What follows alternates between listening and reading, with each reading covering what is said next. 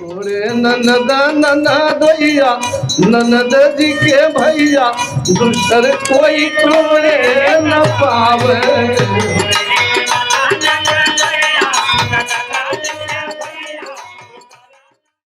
अखाड़े में गए बाकायदा प्रशिक्षण के लिए, किसके अखाड़े में गए? भाई लगते थे हम लोग के घर भरन यादव, उनसे हमने 3 विधा सीखा था। आपके जीवन में जाति का जो पूरा मामला है वो किस तरह का है? कहीं गाने बजाने गए हम जी, तो खाने पीने की बात आई तो लोग साइड कर देते थे। आपका मुकाबला किन किन लोगों से रहा? कि हम एक कलाकार हैं और कला के बल पे हमको समाज में खड़ा होना है। जी, अपनी निजी तकलीफों को व्यक्त करने का जब समय आया तो उसको आपने अपने गानों में ढाला, अपने कथन में ढाला कि नहीं ढाला? सिर्फ जयप्रकाश भैया अब चूंकि अपनी भाषा में बोल गए हो, कल यार तो अहिर का लड़का रहते तो हम तुमके केहू के यहाँ रखवा देती, लेकिन बनारस में जातिवाद, जिलावाद और अखाड़ावाद ये सब हो। आपने अपनी शैली जिसकी वजह से जाने जाते हैं तो कैसे पकड़ना शुरू किया? अंत तक मैं सीखा हूँ परशुराम भैया से। जी, इतने बिरहियों के साथ आप गाए जी, सबसे ज्यादा आपको अच्छा अनुभव किसके साथ गाए? अब एक कई तरह की बात हमारे दिमाग को इतना नर्वस कर दी। जी, हम आए घर और मतलब पूरी डायरी उरी ले करके मिट्टी का तेल जो गिरा करके, अरे साला इसी चीज से क्या फायदा है।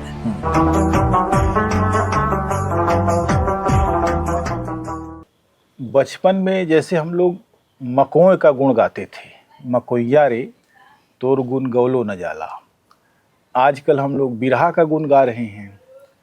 बिरहा लोगों के जीवन में आया, जनता के जीवन में आया और गायकों के जीवन में भी आया। तो बिरहा भी एक विधा के रूप में जब आया सबके सामने तो लोगों ने उसकी शैली अपने पूर्ववर्तियों से सीखी और खुद अपनी शैली बनाई भी।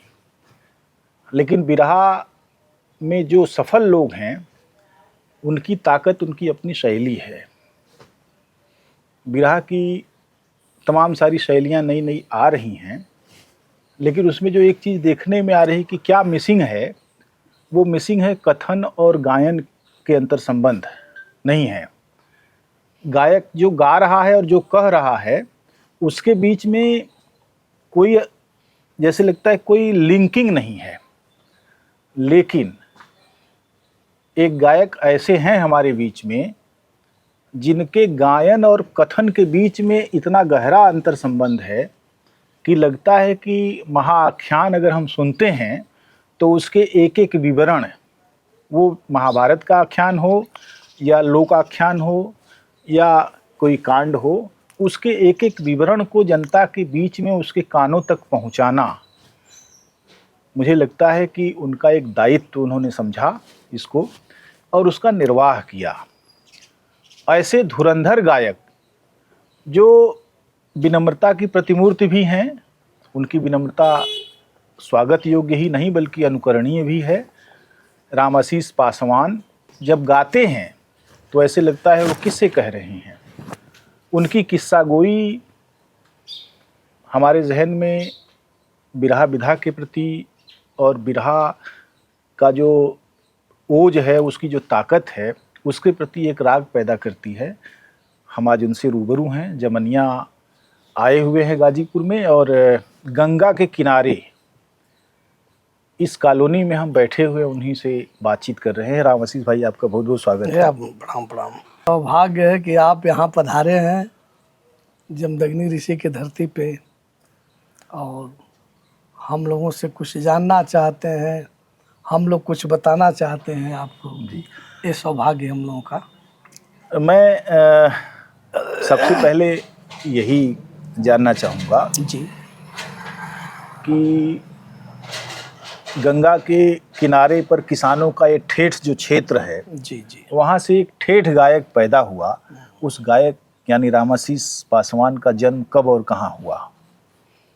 दरअसल जन्म तो हमारा हुआ है वेस्ट बंगाल की धरती पे। जी, जन्मस्थली एक तरह से कलकत्ता के अंदर है, लेकिन यहाँ के हमारे बाप दादा माता पिता सब लोग रहने वाले थे, इससे ही हमारा लड़कपन बीता है। जी, और लगभग ये मानिए कि 65 में हमारी पैदाइश है, 12/4/65 को, और बड़े कम उम्र में, लगभग 8 साल के हम रहे होंगे, कक्षा 3 में पढ़ रहे थे। जी। तो हम लोगों के ज़माने में शनिवार के दिन बाल सभा की प्रचलन थी। एक बेला पढ़ाई हो रही थी, दूसरे के बेला में जो है वही शनिवार के दिन बाल सभा। जी। तो बाल सभा में ही हम लोग गाते थे, लोकगीत वगैरह गाते थे, और साथियों से कंपटीशन था।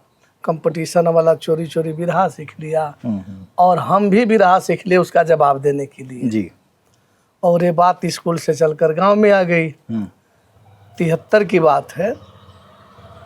आई थी बारात हमारे यहाँ, दोपहर को बिरहा हो रही थी जी। और साथ पढ़ने वाले लड़के जो है लगे लोगों से कहने के, इनसे बढ़िया रामशिष गाएगा, इन बिरहियों से बढ़िया गाएगा। और परिणामतः लोग सुने हमको गवा करके। जी। तो 73 में हमारा गांव जाना कि नहीं हम बिरहा गाते हैं। क्या बात है, 8 साल की उम्र में। 8 साल की उम्र में, ये 3 में हम पढ़ रहे जी। थे। जी जी। कलकत्ता जो पहले एक औद्योगिक केंद्र था, और हाँ, पूर्वांचल के तमाम सारे लोग वहाँ जाकर बसे। जैसे आज बम्बई में तमाम सारे लोग जाते हैं, उस समय तमाम सारी जूट मिलें हुआ करती थी, चटकल में काम करते थे लोग। एसएन जूट मिल में ही हमारे पिताजी रहते थे। जी। और आज भी परिवार हमारा है वहाँ पे भदेसर में। चूँकि अस्वस्थ होने के बाद उन्होंने भदेसर छोड़ दिया, तो हम लोग यहाँ आ गए। फिर बीच में एक्सपायर कर गए वो। जी। और हमें जान रहे हैं कि लगभग 5 साल के हम रहे होंगे तो पिताजी की डेथ हुई थी। ओहो, तो मैंने एक तरह से आपके सामने ये बड़ी जिम्मेदारी थी कि कैसे आपकी पढ़ाई होगी। जी जी। और जी हाँ। कैसे आप आगे बढ़ेंगे। और जैसा कि आप बता रहे हैं कि 8 साल की उम्र में आप पहली बार मंच पर आए। हाँ, तो इन तमाम सारी विपरीत परिस्थितियों को कैसे आप अच्छा, ऐसा हुआ कि हमारी माँ बहुत निष्ठ महिला थी। हमारे पिताजी लोग 4 भाई थे जी। तो 2 बड़े पिता और 1 चाचा। तो वो लोग बहुत प्रयास किए कि भाई किसी के साथ आप हो जाइए, बच्चों की परवरिश हो जाएगी। हमारे साथ साथ एक हमारी छोटी बहन थी जी, माँ थी, लेकिन माँ ने कहा कि अरे बाप मरा है, माँ नहीं मरी है। क्या बात है। हाँ, वाह। मैं बच्चों को पाल लूँगी, और अगर कहीं मुझको असुविधा होगी तो मैं आप लोगों से सहयोग लूँगी। हालांकि ऐसा हुआ नहीं। तो यही सब चल रहा था, और वो बेचारी पढ़ा रही थी अपने स्तर से। और जब हम 73 में बिरहा गाए, तो उस समय भैया क्या बताएं, हम 1 रुपया 8 आना, 2 रुपया 4 आना, यही इनाम सब मिल रहा था। जी जी।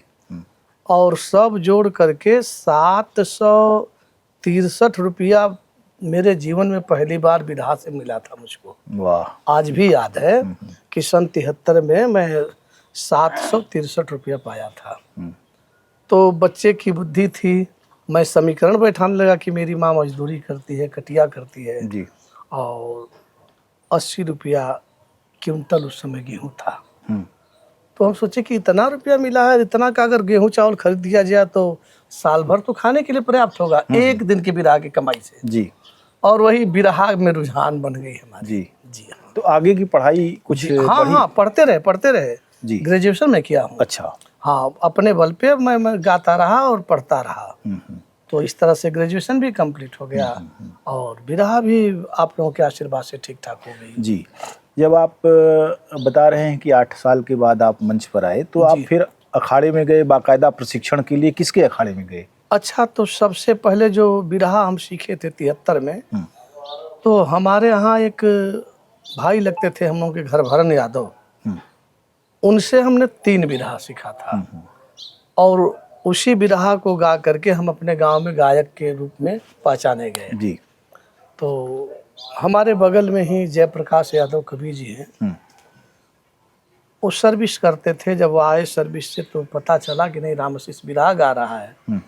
तो इसके बाद इन्होंने कहा कि अरे वहाँ जाने की क्या ज़रूरत है, हम आपके पिताजी के माध्यम से रहे हैं, हम लिखना पढ़ना सीखे उन्हीं के माध्यम से, और हम आपके बगल में हैं, तो आप सीखिए। तो चूँकि उनसे हम लोग बड़ा अदब करते थे। जी।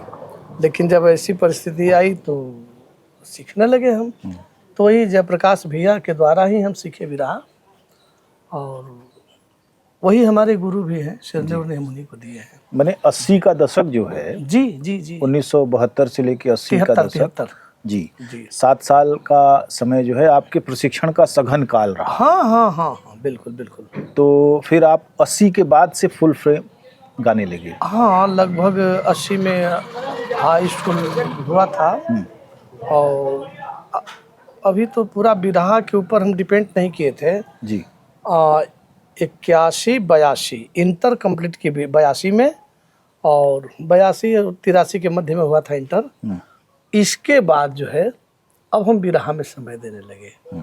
तो वो दौर था हमारा, तो दिल्ली, कलकत्ता, सूरत, गुजरात, जी अहमदाबाद, दिल्ली, कानपुर, ये सब घूम करके हम लोग गाते बजाते थे।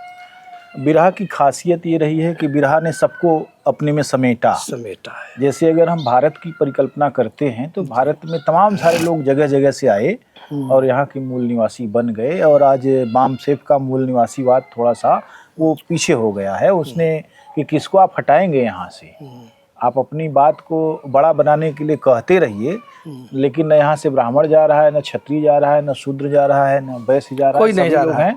हाँ, भागीदारी का सवाल बड़ा बना।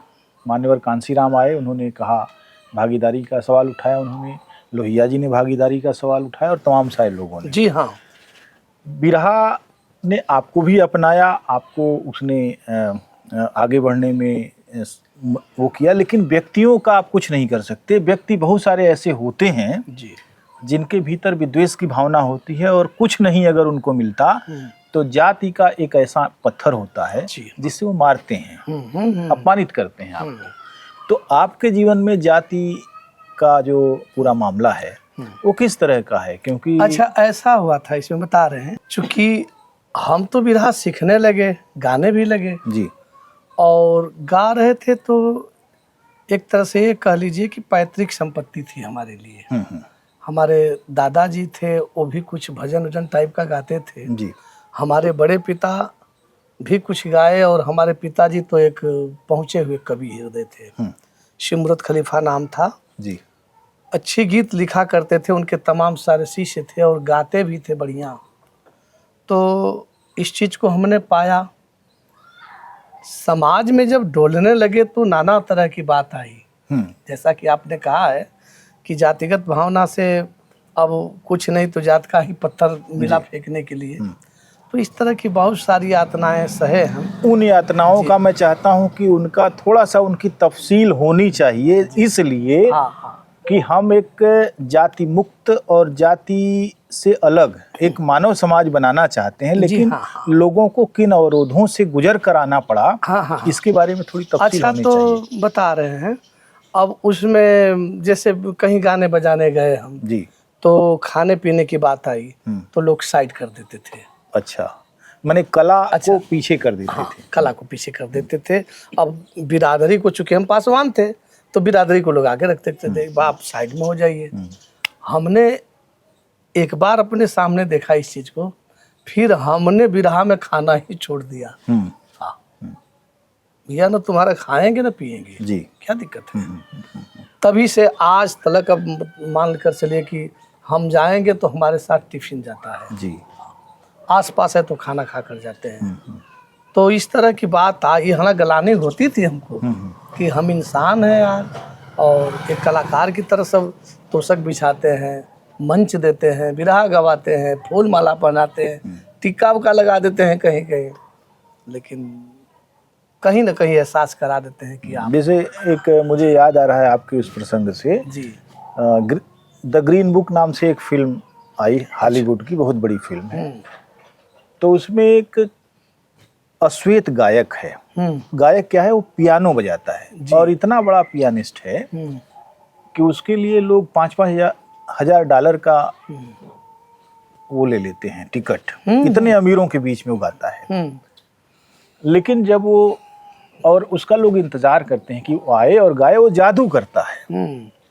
लेकिन जब उसको बाथरूम जाना होता है तो अपना बाथरूम नहीं यूज करने देते उसको। हाँ, इसमें मत जाओ। इतनी नफरत की भावना। हम्म, वो गायक, वो पियानिस्ट बड़ा है, हम्म, आदमी के रूप में उसकी इज्जत नहीं है। जी। कला की दुनिया में ये भेदभाव हम्म, रहा है। कलाकारों ने अपनी एक जगह जरूर बनाई और वो आगे आए, जी। लेकिन उनको बहुत तरह के अपमानों और रोधों का सामना हाँ, करना हाँ, पड़ा। तो आप मुझे बताइए, जी। खाने के मामले में आपने टिफिन का वो हाँ, किया, हाँ, लेकिन गाने के मामले में आपने क्या किया कि आपको अपने अपनी निजी तकलीफों को व्यक्त करने का जब समय आया तो उसको आपने अपने गानों में ढाला, अपने कथन में ढाला कि नहीं ढाला? सिर्फ हमारे दिल में जो कष्ट हुआ इसको हम महसूस किए, लेकिन इसके साथ एक भावना अंकुरित हुई कि हम एक कलाकार हैं और कला के बल पे हमको समाज में खड़ा होना है। जी। हम उनके बात का जवाब देंगे अपने कला से। और वाकई हुआ, जो लोग पाँच के साइड में बैठाते थे, एक समय ऐसा भी हमें याद है कि लोग प्रेम से घर के अंदर थाली में बैठा कर खिलाते जी थे। जी। तो हम सिर्फ एक ही उद्देश्य बनाकर चले कि हमको बिरहा गाना है। जी। माता जी से हम यही मांगते थे कि माता इस तरह का आशीर्वाद आप दीजिए कि मैं समाज में खड़ा हो सकूं। हमने प्रयास किया और आप लोगों के आशीर्वाद से एक मंजिल मिल गई। मुझे लगता है एक और चीज़ है कि जी। कलाकारों ने आपस में लगभग ये मान ही लिया हम्म, कि अब इसी समाज में रहना है तो क्या बात करें। हम्म, लेकिन जैसे मैं आपको बता रहा हूँ, दलित लेखकों ने बहुत सारी आत्मकथाएं लिखी। उनमें बहुत चर्चित आत्मकथा जो है जी। वो ओम प्रकाश वाल्मीकि की है, जिसका नाम है जूठन। वो बड़े साहित्यकार थे, कहानीकार थे, अब दिवंगत हैं।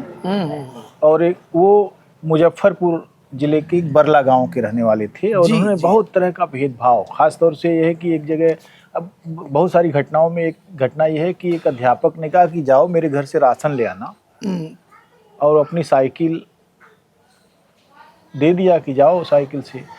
अब अध्यापक के घर खाने मने गए तो उनके बाप ने खाना दे दिया, अच्छा। और खाना खाते हुए ही उन्होंने पूछा कि तुम्हारा घर कहाँ है? तो उन्होंने कहा बरला। तो कहा कि किस जाट के घर के हो? तो कहा मैं जाट नहीं हूँ, मैं वाल्मीकि हूँ। उसके बाद वो खाना खाते हुए बीच में पीटना शुरू किया और भगा दिया। और फिर भगा ही नहीं, वही नहीं भगाया, अध्यापक ने भी जीवन भर उनसे इसी तरीके का व्यवहार किया। तो वो चीज़ है। इसी तरीके से प्रोफेसर तुलसीराम जी। जो कि आजमगढ़ में धर्मपुर एक गांव है, वहाँ के रहने वाले थे। जेएनयू में वो प्रोफेसर थे और अब अच्छा। दिवंगत हो गए, बीएचयू में पढ़े थे। तो वो उन्होंने दो आत्मकथा के खंड लिखे, मुर्दहिया और मणिकर्णिका। दोनों का अर्थ एक ही होता है। हाँ। मुर्दहिया माने जहाँ मुर्दा फेंका जाता है, मणिकर्णिका में वही है जहाँ जलाया जाता है। जी।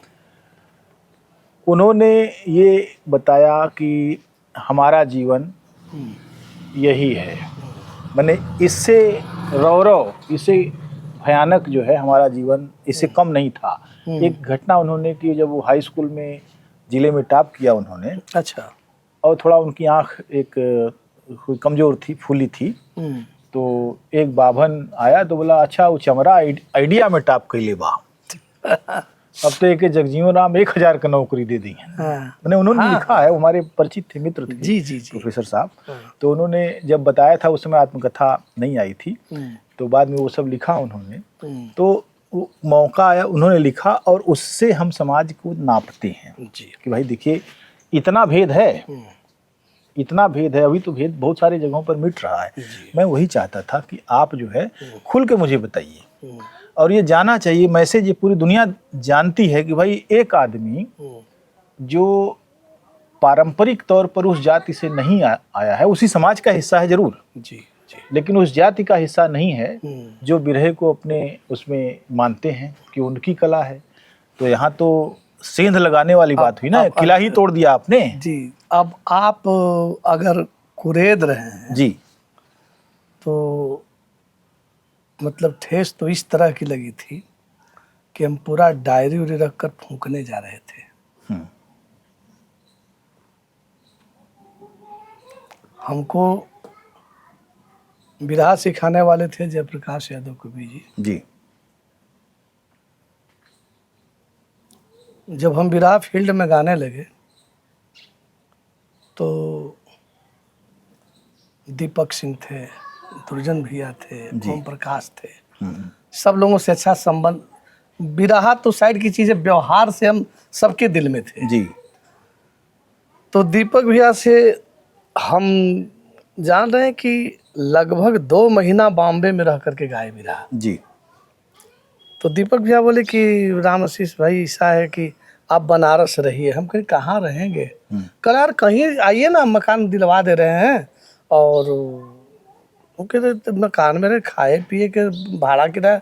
कल कि वो दीपक सिंह का जिम्मेवारी है, उतना तो के विराह गवा दे। अच्छा, वहाँ से आए, संजोग से जब हम आए बनारस में तो ओम प्रकाश विराह गा रहे थे विशेषगंज में जी। हम चले गए तो ओम प्रकाश भाई भी बोले कि राम आशीष भाई बनारस में डेरा है। बोले ला, जिज्ञासा बनी कि हमको ऐसा करना चाहिए। हम आए तो जब प्रकाश भैया से कहे हम कि भैया हम बनारस रहल चाहते, इकट्ठे डेरा दिवा देता। तो जयप्रकाश भैया अब चूंकि अपनी भाषा में बोल गए वो, कल यार तो अहिर का लड़का रहते तो हम तुमके केहू के यहाँ रखवा देती, लेकिन बनारस में जातिवाद, जिलावाद और अखाड़ाबाद ये सब हो, तब तो दुसाध के लड़का हुए, हम के करा के तुमके घर दिवाई संभव ना। अच्छा घबरो मत, एक ठे अहिर का लड़का अशोकवा गावत हो। तो बनारस में जौना तारीख के बिरहा लिखले रही, वही दिन के दूसर की बिरहा आई तो के दे तोरे के दी तो बनारस गई है। अब एक कई तरह की बात हमारे दिमाग को इतना नर्वस कर दी जी। हम आए घर और मतलब पूरी डायरी उरी ले करके मिट्टी का तेल जो गिरा करके, हमें साला इसी चीज से क्या फायदा है जो सामाजिक सम्मान ने दे हाँ सके। मतलब क्या जरूरी है? हमको लोग शरण नहीं दे पाएंगे, एक साथ बैठा नहीं पाएंगे जी। और हम किसी के पास रहने लायक नहीं हैं, तो इस चीज़ से फ़ायदा क्या हमको? मालिक की मर्जी भैया। अब सलाई हम जलाते रह गए, शायद पहले से मेहराई हुई। हाँ, वो जली नहीं हम क्या जल नहीं रही है। फिर लगे सोचने, अच्छा चलो ठीक है। उसी तरह से डायरी उरी छोड़ करके पीछे वाले ही आकर के हम सोए। दिमाग में एक बात आई कि यार हम जिस खानदान में जन्म लिए हैं, तो हमारे दादाजी भी बिरहा से सटे थे, हमारे बड़े पिताजी थे, हमारे पिताजी एक कवि थे, अच्छे कवि थे, गायक थे जी। और इसके साथ साथ हम उनका भी तुलना करने लगे जिनकी बात से मैं आहत था जी। क्योंकि उनके यहाँ तो कोई बिरहा गाया भी नहीं। तो इस मामले में तो हम ठीक हैं। तो हमारा अधिकार इस मतलब अखाड़े पे पड़ता है। हम भैया सुबह जो डायरी उठा करके रखे और चले गए बनारस जी। चले गए हम गढ़वा घाट आश्रम में स्वामी जी के पास। सुने थे कि विरहा की शुरुआत हमारी स्वामी जी के ही कुटी से हुई है। वहीं बिहारी गुरु जी को ज्ञान मिला था, वहीं आशीर्वाद दिए थे लोग कि जाओ बिहारी तुम्हारी विरहा अमर हो जाएगी। तो विरहा अगर वहीं से पनपी है तो हमको विरहे के संबंध में जवाब ढूंढना है, तो हम वहीं चलते हैं। वहीं गए थे भैया, दिन भर वहाँ जा कर के खड़े थे। तो किसी का पंडोहा का पंचायत था, किसी का लेन देन का पंचायत था, किसी का शादी का सरकार सब कुछ कर रहे थे। हमारी बात आई, संत जी बोले कि अरे भाई तू कुछ कहवा तो कहला। तो अब हम चले कहने के लिए। तो ऐसे अभी हाथ जोड़े थे, तब तक सरकार बोलेगी अरे कुल आजे कह दे बा, जा दूसरे दिन कहिया। हाला उस समय थोड़ा सा अब तो रोष आया हमको कि सब कर ऐसा पंचायत फरियावा, तो हम कहला कि दूसरा दिन या। और वहाँ से हम आए, संजोग से दिमाग में बात आई कि अब तो चलेंगे कैंट, कैंट से बस पकड़ेंगे तो विलम्ब होगा और हमारी आखिरी बस नंदगढ़ से छूट जाएगी जी। तो हम क्यों नहीं से पाड़ेपुर से पकड़ लेते हैं। तो वहाँ से कैंट से टेम्पो लिए हम चले आए पाड़ेपुर। और पाड़ेपुर जहाँ नदान कवि की दुकान है, ठीक उस दुकान के सामने ही इतनी रस थी कि टेम्पो खड़ा हो गया। हम देख रहे नदान कवि बैठे हैं, वो भी हमको देख लिए जी। कहना अरे आओ आओ बच्ची। हम कहे नहीं हमारे बस छूटत थे। कल अरे बेटा बस छुट्टी तो कौन जंगल में हुआ, आवा आवा ये जो घर है। बस हम भैया उतर गए। नदान गुरु हमको आने नहीं दिए। सारी बात अब वहाँ हो गई कि ऐसे ऐसे हम उद्देश्य लेकर आए थे, वही हमको बताए थे कि जयप्रकाश गलत सोच रहे हैं, ऐसा नहीं है।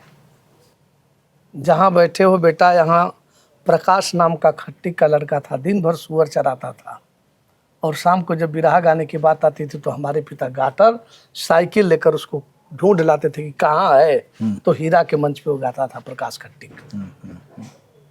हम कैसे मान लगे कि नहीं, जात की भावना है बिरहा में। हीरा लाल को पैदा करने वाले रतन लाल जी हैं। रतन लाल जात के अहिर नहीं हैं, वो जात के ब्राह्मण हैं जी। बुल्लू को पैदा करने वाले सुखनंदन है, वो भी यादव नहीं है। तो बाबू ऐसा कहना नहीं ठीक है कि भाई जातिगत भावना नहीं, यहाँ जातिवाद नहीं है, जिलावाद नहीं है, अखाड़ावाद नहीं है। हाँ एक चीज़ है भाई, व्यवहार बात तो चलेगा ना जी। हाँ व्यवहार तो सबसे बड़ी चीज़ है जी। हाँ व्यवहार तो चलेगा। तो ऐसा कुछ नहीं है, तो डायरी मत फूंकिए और छोड़िए आप हर बात को। आइए हम आपको बिरहा गवाएंगे, हमारे यहाँ रहिए आप। तो वाकई अब नदान गुरु के यहाँ पाड़ेपुर में हम रहना शुरू किए तो माता रानी की कृपा से, गुरु महाराज की कृपा से बहुत बहुत अच्छा मिला। माँ मिल गई, बहन मिल गई, दादी मिल गए, पिता मिल गए, एक व्यवहार मिल गया वहाँ में, परिवार मिल गया। तो वहाँ रहकर हम। नदान जी का पूरा नाम क्या था? राम बहाल यादव। हाँ नदान। हाँ एक नाम उनका सोमारू यादव भी था जी। हाँ नदान यादव, सोमारू यादव, बहाल यादव, इसे कई नाम से लोग कहते थे। तो थे एक पीस जी, बिरहा के लिए एक पीस थे जी। आपने अपनी शैली जिसकी वजह से जाने जाते हैं आप, हाँ। तो कैसे पकड़ना शुरू किया? क्योंकि बहुत सारी चीज़ें हमेशा ही बदलती रहती हैं जी। हाँ हाँ। और जब आप गाना शुरू किए उस समय धुरंधर गवैये थे मैदान में। हाँ। तो आपने अपनी शैली कैसे बनाई, कैसे चुनी, कैसे अच्छा, आपको लगा तो कि आपको अपना? कुछ तो माँ का आशीर्वाद कह लीजिए, गुरु का आशीर्वाद कह लीजिए, और परखने की जहाँ तक बात थी तो हमारे कुछ बिरहा गायक थे जिनको हम बहुत पसंद करते थे जी। जैसे श्री विश्वनाथ भैया थे, इनकी बिरहा में ध्यान से सुनता था। काशीनाथ एमएलसी जी थे, उनकी बिरहा में सुनता था। बड़े भैया परशुराम जी का बिरहा सुनता था जी। और इस तरह के कलाकार जो थे उनकी बिरहा मैं प्रेम से सुनता था और सीखता था। अरे अब क्या बतावें, अब तो मालिक की मर्जी ऐसी हो गई कि परशुराम जी हम लोगों से कोसों दूर हो गए जी। नहीं तो जब परशुराम भैया से मैं बिरहा गाने जाता था, वो मैं गा लेता था, वो गाते थे और मैं ध्यान से सुनता था और विचार करता था कि यहाँ इससे बोल रहे हैं, वहाँ ऐसे बोल रहे हैं। अंत तक मैं सीखा हूँ परशुराम भैया से जी। ये बड़ी बात है कि अपने समकालीनों से उनकी विशेषताओं को देखा जाए और सीखा जाए। हाँ, हाँ। तो इस तरीके से आपने अपनी एक शैली, मौलिक शैली बनाई। तो आप जब कहते हैं तो ऐसे लगता है कि चीज़ें आपके भीतर से जिस क्रम से आ रही हैं तो उस क्रम से आपने उनको बहुत गहराई से उसका अध्ययन किया है। आपको कहना चाहिए ये चीज़ है आपकी विशेषता। आपका मुकाबला किन किन लोगों से रहा, किन किन के साथ गाए आप? अब तो जैसे पुराने लोगों से बात कर लिया जाए जी, तो संजोग से पंधारी दादा से भी कार्यक्रम हम गाए हैं, राम कैलाश जी से गाए हैं जी, राम खेलावन जी से गाए हैं, पारस चाचा से गाए हैं, और संजोग कहिए तो हीरा चाचा से भी गा लिए, रामदेव चाचा से गाए हैं, बुल्लू चाचा से गाए हैं।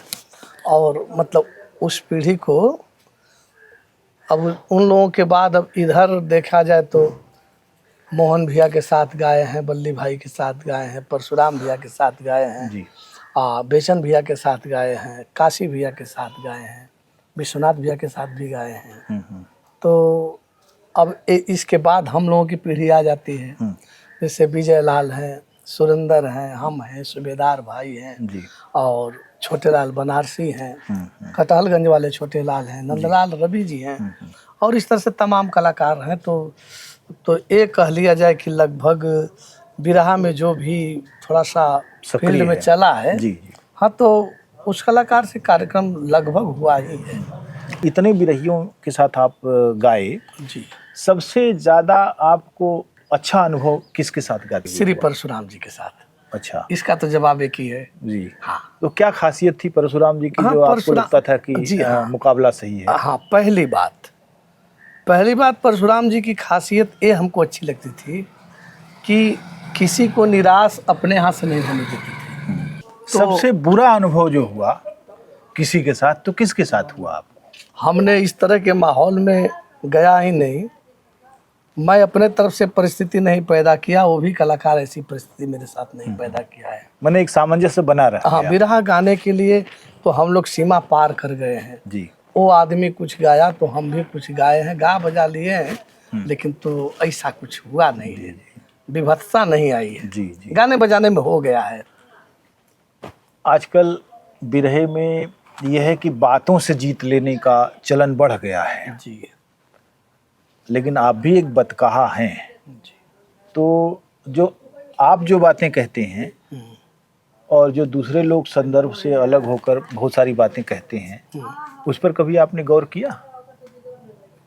अगर समझ में आया कि हमें कुछ कहना चाहिए, जी कुछ तो बिना सिंह मात के बात करते हैं तो भैया आप करते रहो, कोई फर्क नहीं पड़ता है। लेकिन वाकई जो बात कर रहा है आदमी और पॉइंटली बात कर रहा है, तो उसकी बात पे तो कुछ बात कहा जाता है, कहते हैं हम। जी जी जी हाँ।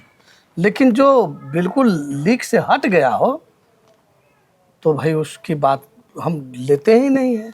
भैया ठीक है, आप अपना गा लो। जी। आपके जो सबसे प्रसिद्ध भी रहे हैं उनका एक विवरण मुझे बताइए, कौन कौन से गाने हैं जो आपका अपना आपके सिग्नेचर भी रहे हैं?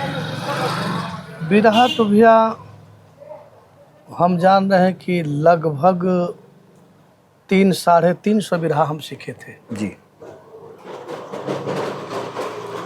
उसमें कुछ बिरहा हैं जो दिल दिमाग को भाते हैं। जैसे पहले हमारे खलीफा लोग नहीं बता रहे हैं कि पिताजी भी बिरहा उरहा गाते जी। थे, तो उन लोगों के ज़माने की बिरहा थी, लोग भजन टाइप में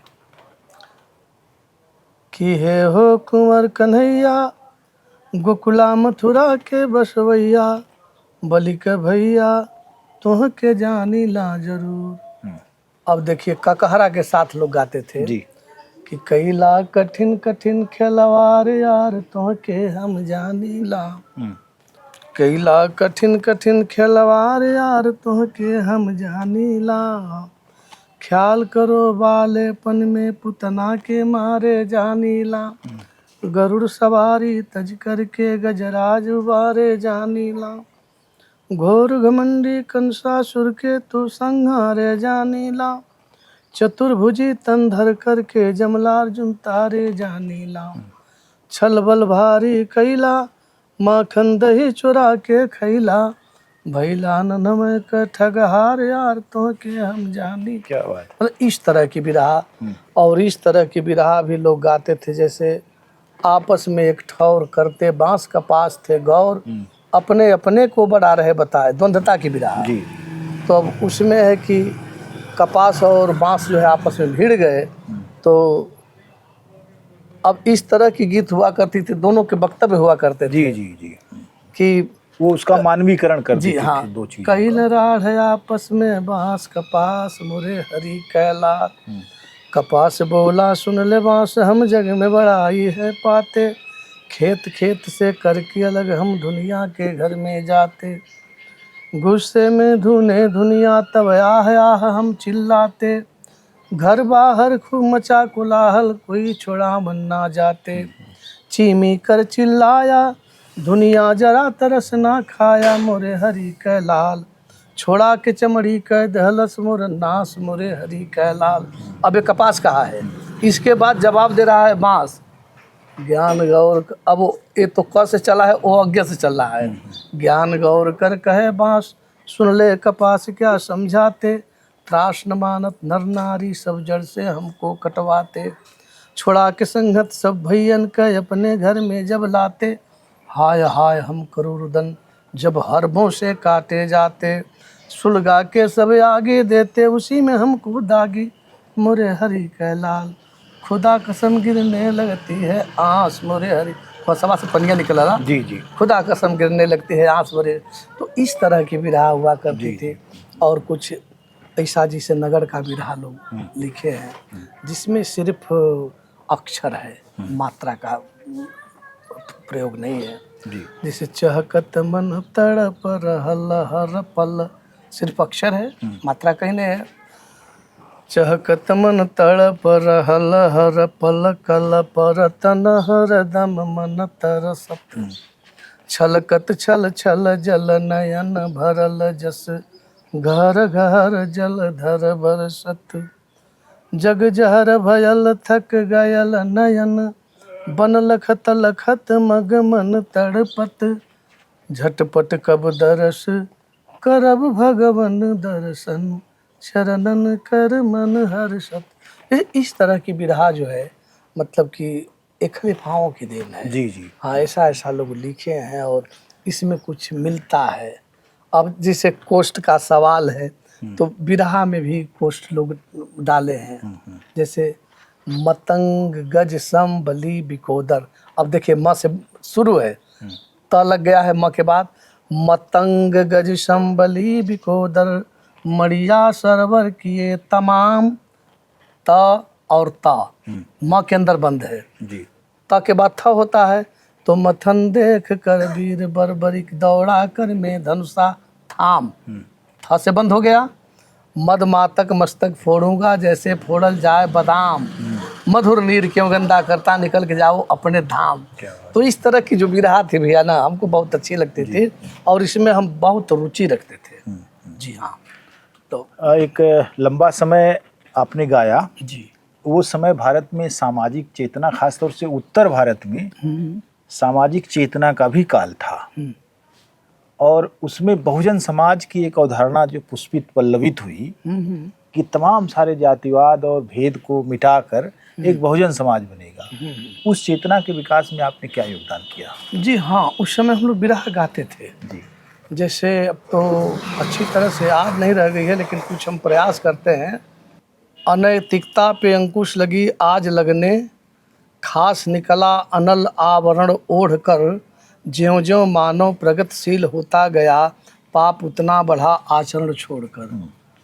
बाहुबल बुद्धिजीवी की बुद्धि तले श्रमजीवी शोषण है चलता रहा, जागृति हो गई है नवल चेतना, किंतु जन जागरण फिर भी जलता रहा। जी गणतंत्र मेरा जबकि हर देश निवासी का, 15 क्यों छीनेगा अधिकार 85 का। क्या बात है, बहुत अच्छा जी। बहुत अच्छा। हाँ, गाए थे हम लोग जी जी। इस तरह के गीत गाए थे। मैंने एक लंबा समय उसके लिए भी जी हाँ हाँ, बीता बिल्कुल है। बिल्कुल और बिल्कुल गाए थे। एक गायक के रूप में जो आपकी पूरी यात्रा रही, उस यात्रा से कितने संतुष्ट हैं आप? बहुत बहुत संतुष्ट है जी। आपको लगता है वो सारी चीजें गा दिए हैं आप जो गाना चाहते थे? हाँ, हम जो गाना चाहते थे और जो माता ने गवाया, जो गुरु ने गवाया, जो समाज ने गवाया, लगभग तो हम गा दिए हैं। लेकिन कुछ चीज़ें अब इसकी तो कोई सीमा नहीं है भैया। हाँ, इसकी तो सीमा नहीं है। आगे आने वाली जो चुनौतियां दिखती हैं जी, वो कैसी चुनौतियां हैं? आगे आने वाली चुनौतियाँ जो हैं, यहाँ तक शायद मेरा विभाग अब सोच नहीं पाएगा। अच्छा आज आपके विरहा दिखाने की चीज़ हो गई, गाने की चीज़ नहीं है। गायक जो आता है मंच पे ना, वो विरहा गाना नहीं चाहता है, सुनाना नहीं चाहता, वो विरहा दिखाना चाहता है। और यही कारण है कि 12 बजे के बाद लोग रहते नहीं हैं। लोग कहते हैं कि बिरहा जो है अब अपने अवसान की तरफ जा रहा है।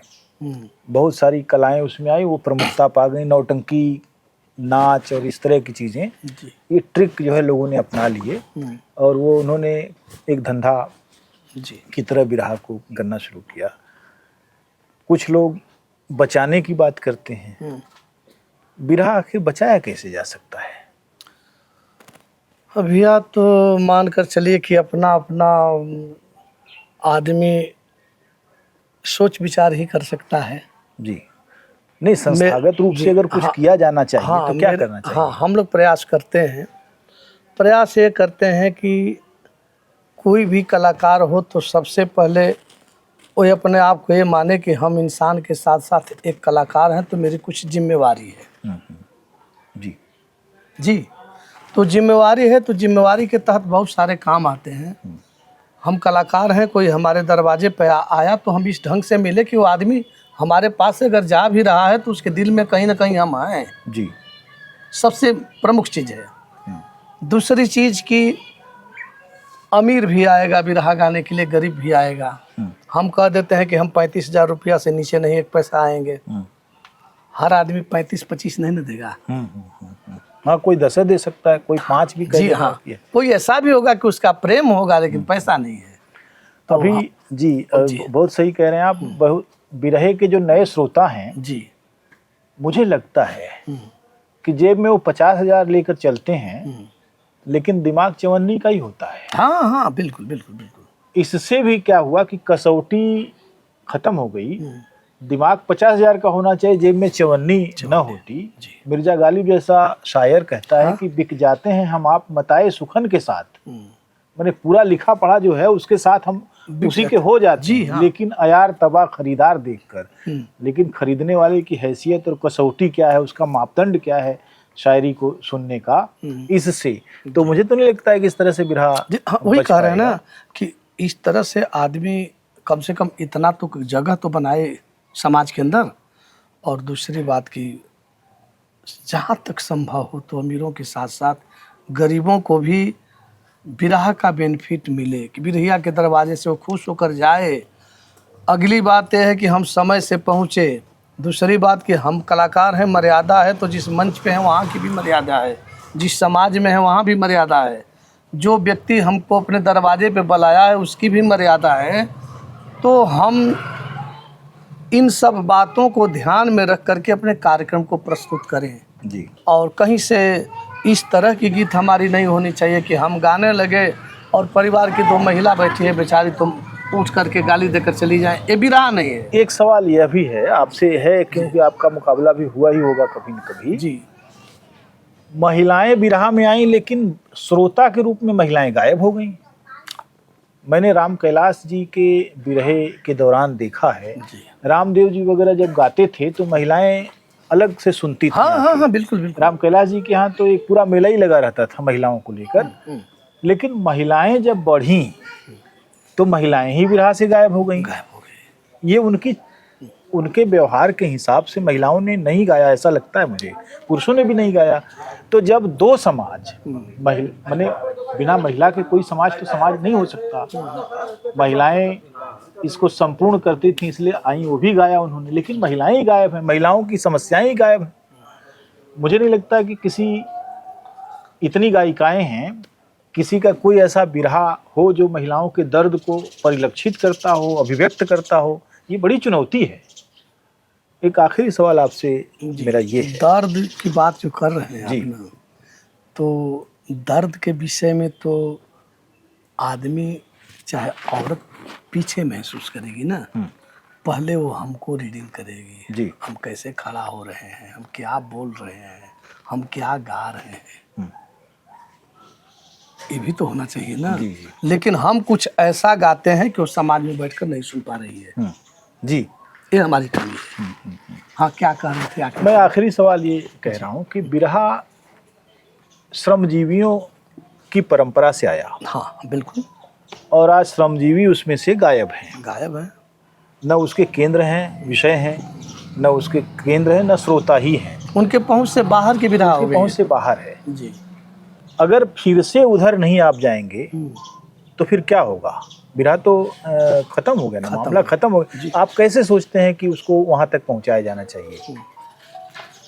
अब तो मान कर चलें कि बिरहा हमारे लोगों में रहे, ठीक है जी। जो बिरहा से संबंधित लोग हैं, जो बिरहा खाते हैं, पहनते हैं, ओढ़ते हैं, जो बिरहा का अर्थ समझते हैं, तो इन लोगों के दायरे तक रहेंगे, सामर्थ्य तक रहेंगे, हम इन लोगों के मध्य में रहेंगे, तो मेरे ख्याल से मेरे बिरहा का उत्थान है यहाँ जी, क्योंकि वही भावक है। बहुत बहुत धन्यवाद, आपने इतना समय दिया, हमको बहुत सारी बातें बताई, अपने जीवन के अनुभवों को आपने साझा किया। यह बातचीत चलती रहेगी, ये इस क्रम का पहला पड़ाव है। जी। आपको बहुत बहुत धन्यवाद। बहुत बहुत आजकल वाली मेहरारू तो ना गई है। हाँ, ये पहले कमाई काकी दादी लोग गाँव में वाह, कैसे गाँव में कैसे? अरे ने बुला फरे अंगनैया सतत ना जना था कि ने बुला फरे अंगनैया दूसर कोई तोड़े न पावे। बिरहा गावा छे भैया। विराग है पार्टी अपन बना है देखिए गावा चल